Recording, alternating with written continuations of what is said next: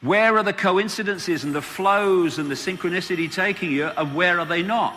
Well, just go with where they're taking you, and bingo, they'll take you somewhere. The thing is that we make the choice in the realms of expanded consciousness that the near-death experiencer was talking about, and we try to understand that choice whilst in the limitations of the lens, the body computer. So we say, oh, I'd never have agreed to this. I never chose this. Well, actually, you didn't choose that at that level of awareness that's saying you wouldn't choose it. A much more expanded level of you chose it. Now you have to understand why you chose it and get from it what you come to get from it. So collectively, why us? Why are we here and not other expressions of consciousness in this world called humans at the time that all this is going on? Same answer. You've already made the choice. Now you have to understand it. You didn't come here to make the choice. You've already made it. You're here to try to understand why you made it. Why are we here? Well, we're here, and the same point applies, of course. We made the choice to be here collectively and individually from that state of awareness, and we try to understand it from this state of awareness. And that's why the more we expand our consciousness while in the body, the more we start to understand why we made the choice, because we're starting to connect to that level that made the choice. And I would say we're here to help to break the spell. And on another level, we're here to experience this extraordinary time of epoch change.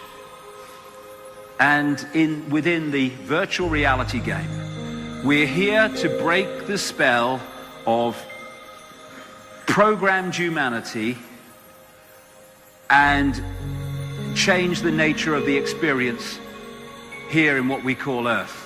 And we're here to do it. I don't care if you sweep the streets or you work for the government. We're all here at this time because we chose to be here.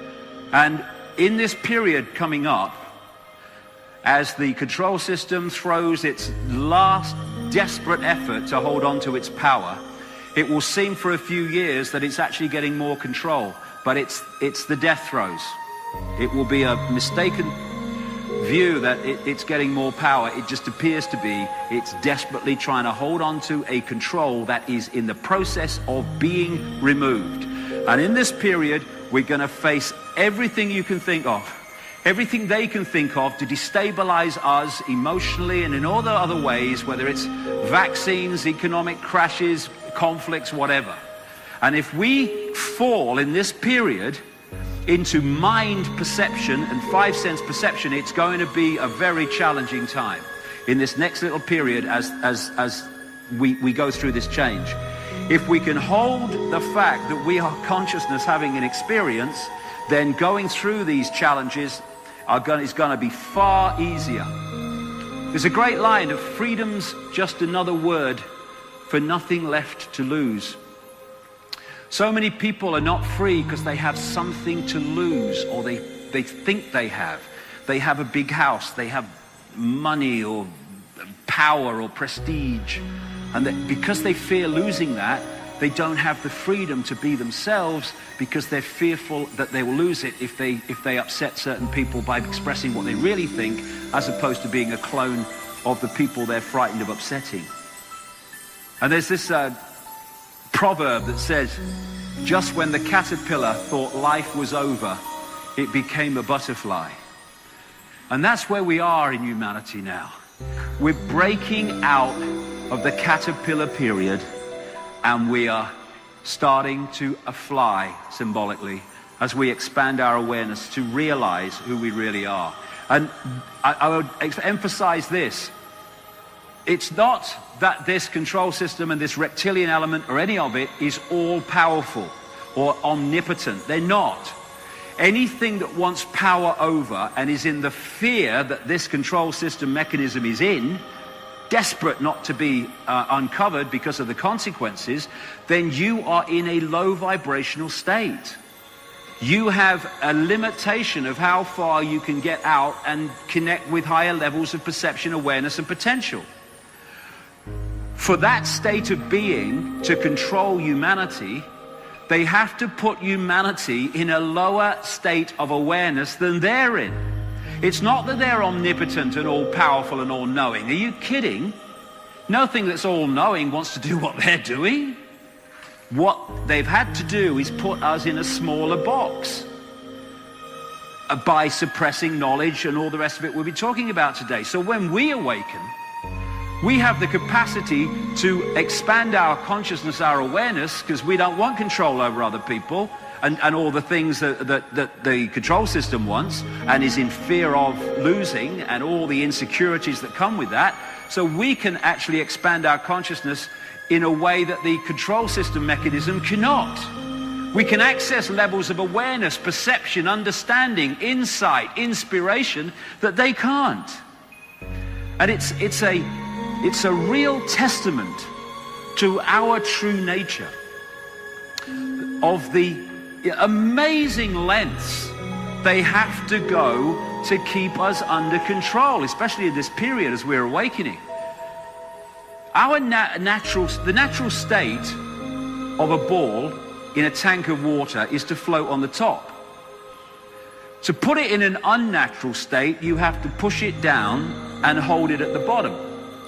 You can't then let go because it's boom in its natural state immediately. You have to hold it down there.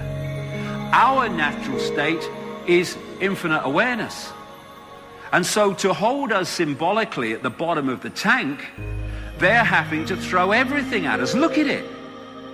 Programming through words, programming through education, programming and manipulation through food, through drink, increasingly chemtrails, HAARP, all the amazing explosion of things to hold us in an unnatural state. And it's just a matter of time before it's no use and will no longer work. This says, okay, I'm waking up, so what do I do now? Well, this is the first thing. Stop making excuses.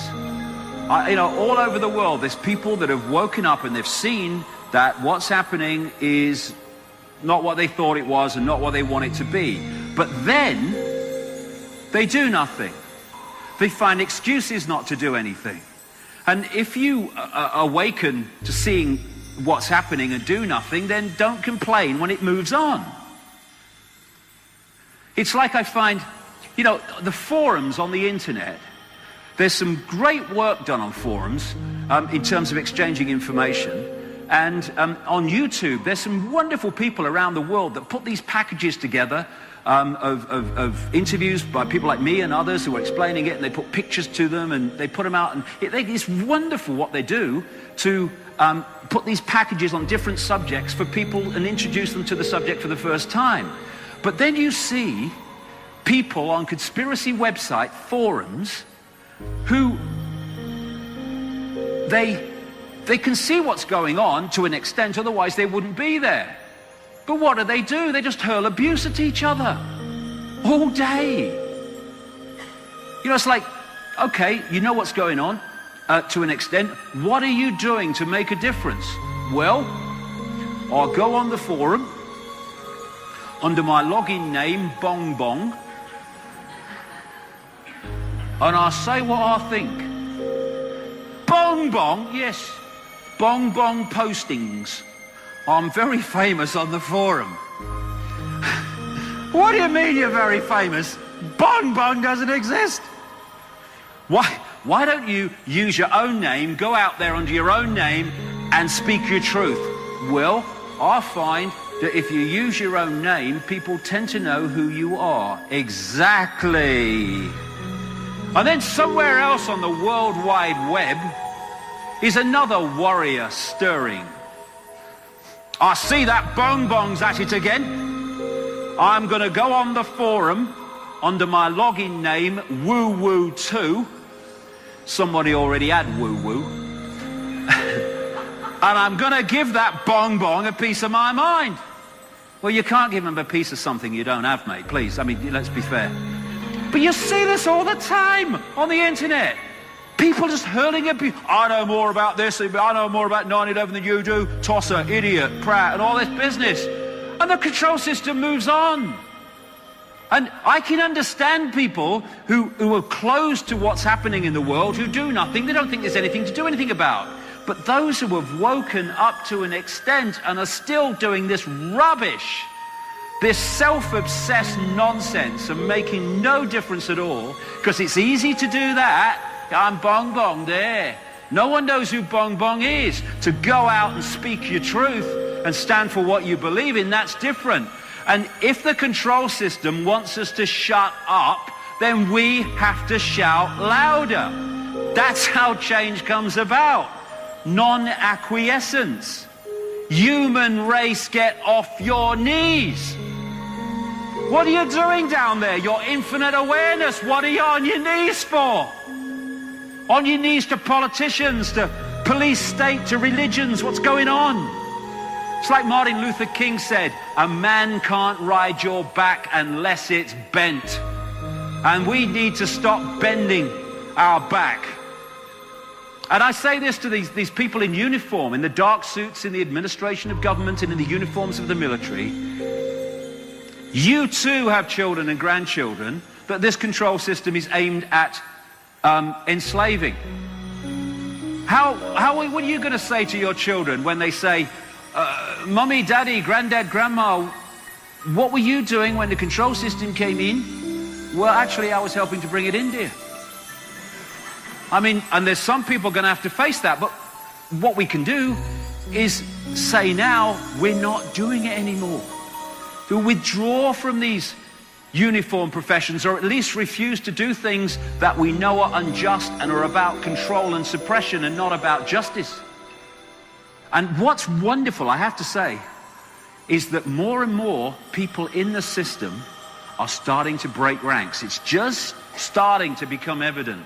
And so when they break ranks, the pyramids are in desperate trouble. Because this is what they want to do to our kids and our grandkids. And we can play a part in it, or we can stand up and say we're not having it. And this is like this says, join the army, vacancies available. I'm digging my own grave, but soon it will be your turn. What can we do when we start to wake up? We can stop joining the military and becoming a pawn in the control system's game of playing one military against another military to create change in the world that is designed to enslave the children and grandchildren of those that are shooting at each other. As Einstein said, the pioneers of a warless world are the youth that refuse military service. And they are the adults that support them in that. Instead of calling them cowards and all the rest of it, supporting them in anything but cowardice, which is standing up and saying we're not doing it anymore. There are some fantastic young people in Israel, Jewish kids, who are refusing to join the Israeli army by conscription, not conscription, by force, that then goes and does things to the Palestinians. They won't do it, and these kids are going to jail for periods for it. Fantastic. That's what makes a difference, not moaning. Know thyself. Know thyself. Fighting is mind. Consciousness doesn't pick up a gun and start shooting at another expression of consciousness. Mind does that. So anyone who thinks that fighting and violence is a way forward is in mind, not consciousness. What you fight, you become. It's the same with violent rebellion against the system itself. If you bring in a change through violence, you're just going to create another society that mirrors the one you've just removed. What you fight, you become. You see this all the time, where people fight a perceived injustice and use the same methods that the injustice is using. This sort of stuff is a meeting of mind. And the control system doesn't worry about protest to an extent. Freedom fighters, that's a lovely one. Contradiction in terms. You don't fight for freedom, you express your freedom. You don't fight for peace, you peace for peace. That's how peace comes about. Cognitive dissonance, lying to ourselves. We fight for justice, we fight for peace. No, we don't. We fight to fight and create more conflict. Martin Luther King said, the limitation of riots, moral questions aside, is that they cannot win, and their participants know it.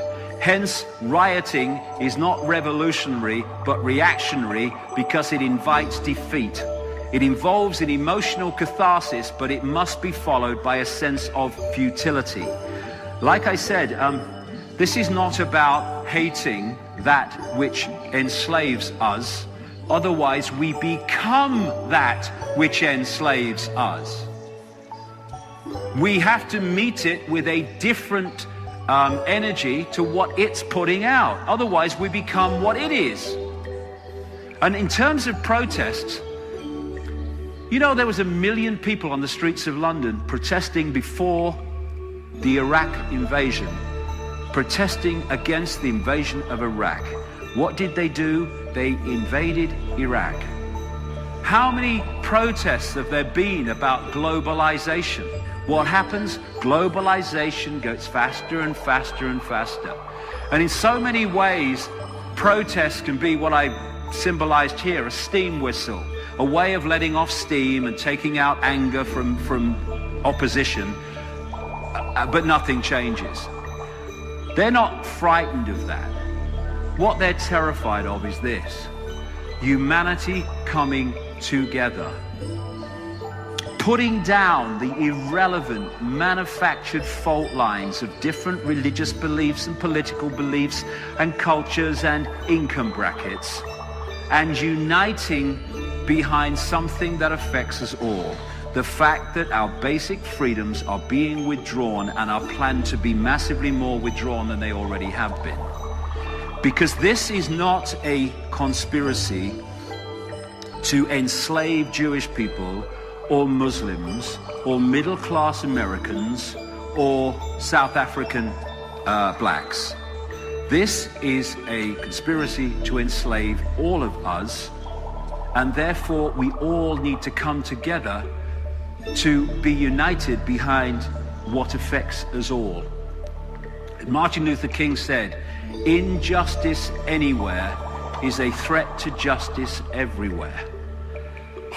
So often you see people, oh yeah, well that doesn't affect me. It's an injustice, yes, it doesn't affect me. Oh, that doesn't affect me, and that doesn't affect me. And then eventually it does affect you because of the process that you've allowed to happen by saying it's not my problem. It's like that pastor said in Nazi, or after Nazi Germany. He said, first they came for the Jews and I was not a Jew, so I did nothing. Then they came for the communists and I was not a communist, so I did nothing. Then they came for the trade unionists. I was not a trade unionist, so I did nothing. Then they came for me, and there was no one left to speak out for me. And what's happening now around the world is they're picking off different sections. They're picking off the Muslims in this area and that area. They're picking off these people in this level and middle-class Americans and all that stuff. And everyone's going, it's not my problem. We'll leave them to it.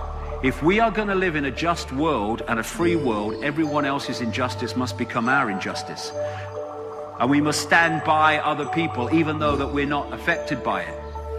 As King said, in the end, we will remember not the words of our enemies, but the silence of our friends.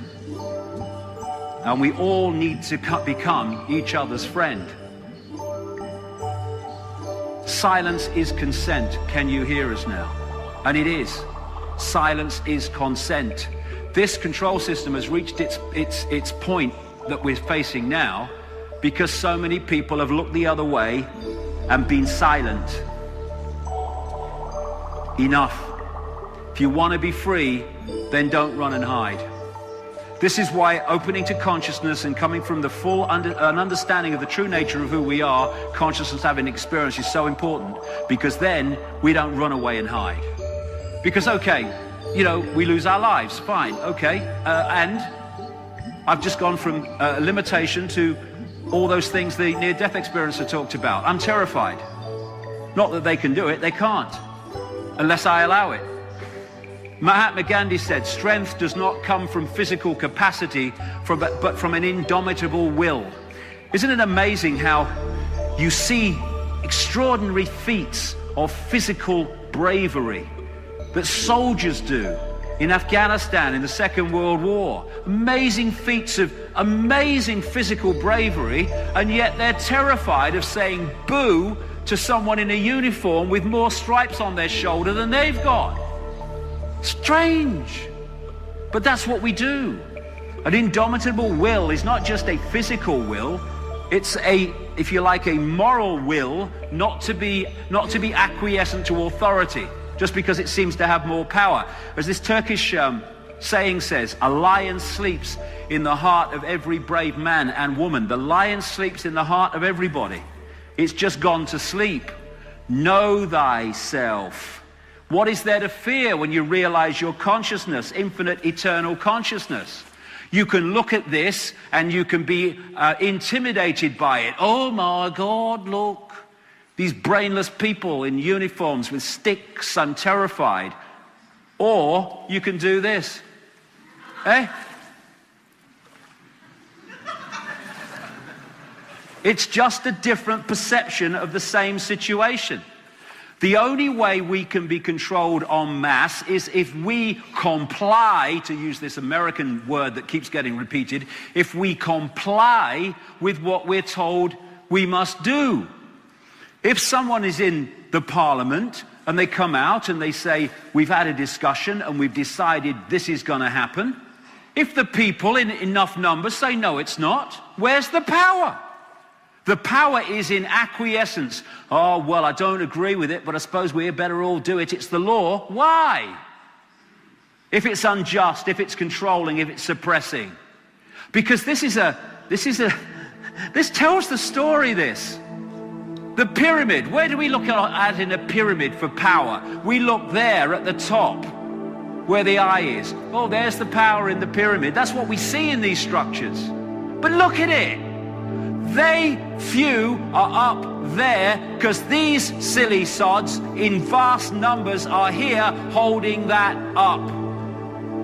When we walk out and say we're not complying with our own slavery any longer, there's a massive crash and that comes down. Because we, the people, are holding up the edifices of power that are dictated to us from the few from the top. These edifices of power are nothing more than a house of cards, which we are holding together. When we say, I'm not holding this card together anymore, I'm not acquiescing with my own slavery, it's over. And change must take place, and that's what consciousness is going to bring. Simple example. In Britain today, they're fining people about £200 for putting their trash can out on the wrong day or in the wrong place. 200 quid. And what happens? People go, it's terrible. That's Big Brother coming in. I think it's disgusting. And the next thing is, what's on the TV tonight? Now, what if instead of moaning, thousands of people in that area put their wheelie bins, their trash cans out in the wrong place on the wrong day indefinitely until the law was changed? Doing it like that, the system couldn't cope. It can pick people off individually, yes, but together, we're not having this. They can't do it. We have the power. We've just given it away. This says your vote is your voice. Rubbish. If you've got the choice between voting for this mask on that face and that mask on that face, there is no voice and there is no choice. We're not going to change this politically. We're going to change this by ceasing to acquiesce and cooperate with the system that enslaves us. If we won't comply, no, the system can't function. That doesn't mean we don't comply with everything. There's lots of things that, okay, that's all right, we should do that, and it helps to organize society. But imposition, control, suppression, injustice, no. In California now, there are hundreds of thousands of people a month losing their homes. And let's take this round, shall we? Why are you losing your home? I can't pay the mortgage. I can't pay the bank. Why can't you pay the bank? Because there's been an economic depression and we've lost our jobs. Who caused the economic depression? The banks that are now taking your home away. And you're leaving? You're leaving? What are we doing? We face that injustice and we pack our bags and walk out. What if those hundreds of thousands of people a month who've been subjected to that in one American state alone said, we ain't leaving. We're not leaving because the people making us leave are the people that have created the reason we have to leave. The system couldn't cope. It can pick people off individually. It can get people to do it en masse when they just acquiesce. When we say we're not having it in any like numbers, this is why coming together is so important. The system is impotent. It has no power.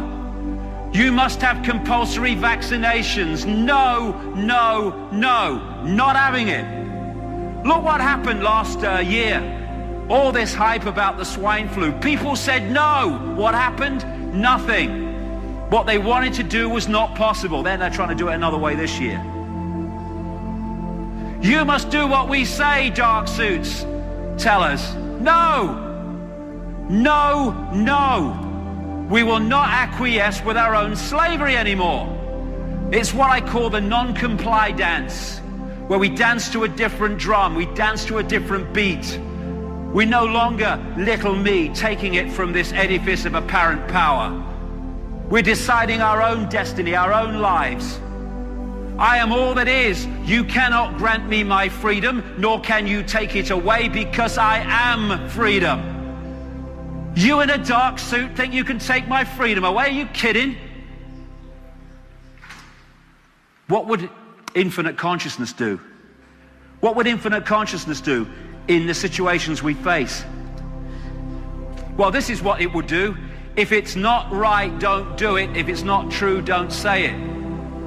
And you know what would change this world overnight, and this is where consciousness will come in and do this, is if we made decisions based not on this perceived what is right for us in the situations we face every day, but we said, what is right?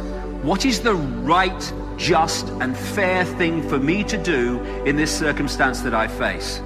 Because because of the control system and the way we perceive and survival and me, what we're doing all the time in these situations, we're saying, what is the best thing for me here? What are the consequences for me? And so we're making decisions all the time, not based on what is fair and right and just, but what is best for us. And that's why we live in the world we do. If we change that and we say what is right and just and fair, that's what I'm going to do. Okay, I might not make so much money as I would if I did what was right for me, the best for me. But it's right and it's just and it's fair. Society would transform. If we want a world of peace, we need to be peaceful. It sounds trite and simple, but it happens to be true. If we're all peaceful with each other, we're in a world of peace. If we're all kind to each other, then we're in a world of kindness. We have the power. You know, we complain about wars, and yet we argue and fight among ourselves, which is just an individual version of the collective thing we call a war. When we change, the world must change. This is why consciousness, the expansion of consciousness, is going to transform this world, because it's going to bring out a totally different perception and interaction and sense of values. As Martin Luther King said, cowardice asks the question, is it safe? Expediency asks the question, is it politic? Vanity asks the question, is it popular? But conscience asks the question, is it right? And there comes a time when one must take a position that is neither safe, nor politic, nor popular, but one must take it because it is right.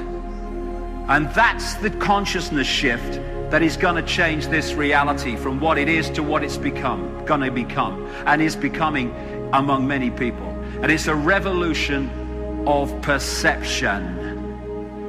The perception that says, hey, I am a lion. I'm not a lamb. I'm not little me. I'm something greater than I ever understood that I was. I'm not that. I'm that. I'm that. I am the lion, not the lamb. I have control over my own destiny. I will take that control. And when people do that, miracles become possible.